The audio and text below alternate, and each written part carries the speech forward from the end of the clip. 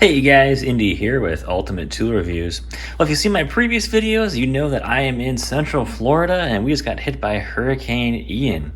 Now, I know I've been doing a lot of work right now with storm cleanup. Been cleaning up a lot of trees around my property. A lot of my clients' properties have trees around them as well too. And of course, I'm working with chainsaws pretty much every day right now. Now, what you see in front of me is not actually what I am running with my chainsaw here. I just kind of did this for fun right off the bat. This is a Craftsman 18-inch bar and chain on my little Makita top handle chainsaw.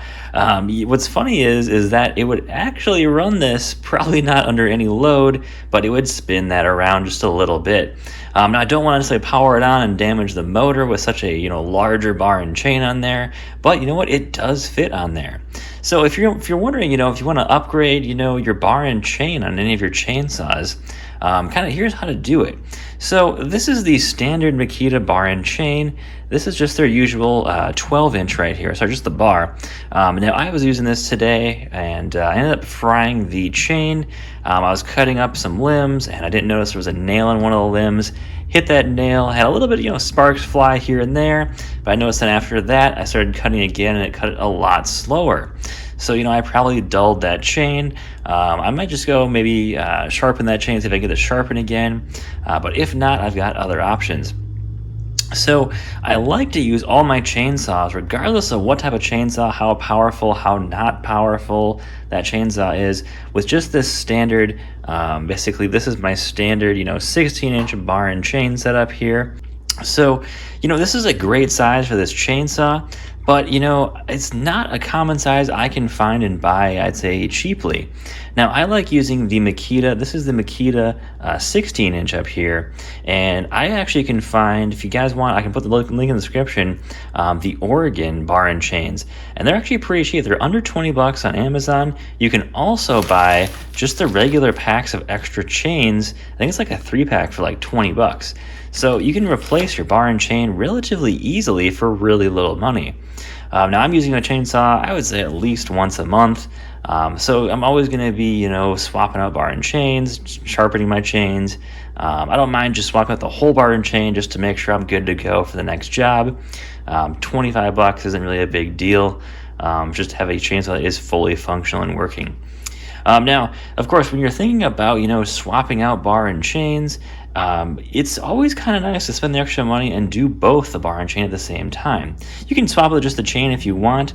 I would say 2 to 3 chains you can go through on one bar before you start getting a lot of wear and tear. You're going to notice most of the wear and tear on bar and chains is going to be right up front here. Is going to be a lot of that wear is going to happen, and also basically this front spindle is going to wear out quite a bit as well too. So you want to make sure that you're always getting enough oil. You want to keep the heat down as well, so you don't want to be cutting too hard with that chainsaw, especially if you're using an electric chainsaw like I'm using, where you want to keep these bar and chains in excellent condition. Now, of course, it's funny, you can actually kind of put on whatever bar and chain you want onto a chainsaw, as long as you meet a few qualifications for that. So if you swap out the bar and chain, for most chainsaws, you just have to make sure that you are basically having the same exact, going to be around the pitch for that bar and chain. And let me show you what I mean. Let's take off this bar and chain here. All right, so as you can see here, as long as these drive links, as long as they fit and mesh around that drive spindle, this bar and chain will work fine. Now, of course, there can be some other issues with, the pitch or the teeth being too big here to fit inside this cover. That's not going to be super common for most chainsaws, but definitely be aware of. I like to swap out, whenever I'm changing out my bar and chain, I like to change them both out at the same time if I can. So if I don't have extra chains laying around, I like to really look for buying a bar and chain combo. It really makes it really simple and easy whenever I'm swapping those out, because I don't need to worry about, is this chain going to fit? Is this on that bar? Is the bar still good? Kind of things to worry about there. Now, it makes it really simple once you understand a lot of what's going on here. I like the Craftsman right in the front of this Craftsman here. So this is basically the exact same as this Makita that comes with it from the factory. And this is actually the 36 volt chainsaw bar and chain on there. And this is pretty much the exact same thing from Craftsman. Now, if we look here, and that pitch there is actually going to be your measurement for basically one drive link there. So it's going to be a 3/8 pitch there. Your gauge is going to be the size of that drive link along that bar there. So right there is going to be your pitch, that chain that rides inside that opening there. And then of course you've got the file size, which tells you what size file you're going to use to sharpen that chain. Now, very important here, that's not listed right here, is going to be up here, is going to be your number of drive links. So 56 drive links up there, and it's going to be a 16-inch bar and chain.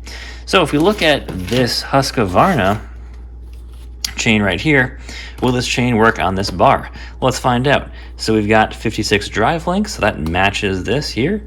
I've got a 3/8 inch pitch, matches that there. I've got a 0.50 gauge, matches that. And then of course, even the file size is going to be the same.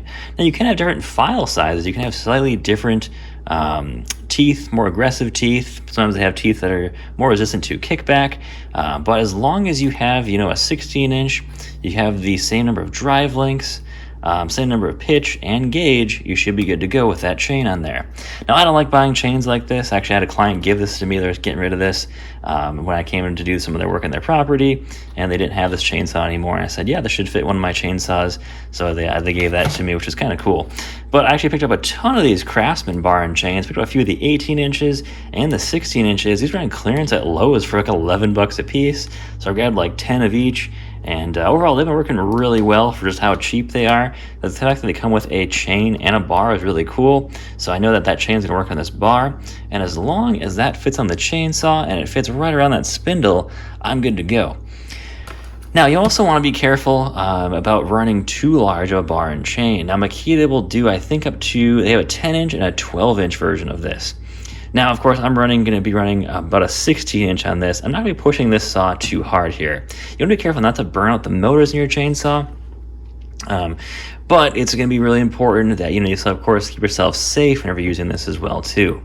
So by, making sure that you're running, somewhat similar, you can always kind of, bump up a bar and chain by, 2, 4, 6 inches. You'll be pretty much okay.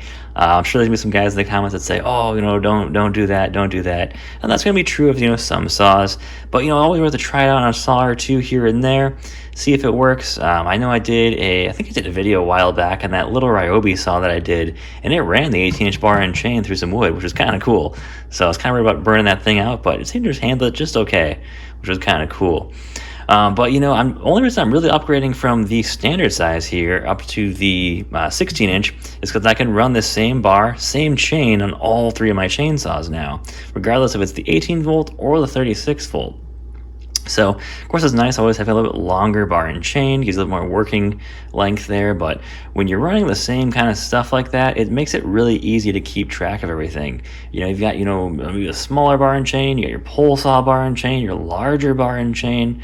For what I do, I like just kind of running all the same thing, keeps it simple, keeps it cheaper as well, too, and overall, it's been handling it quite well.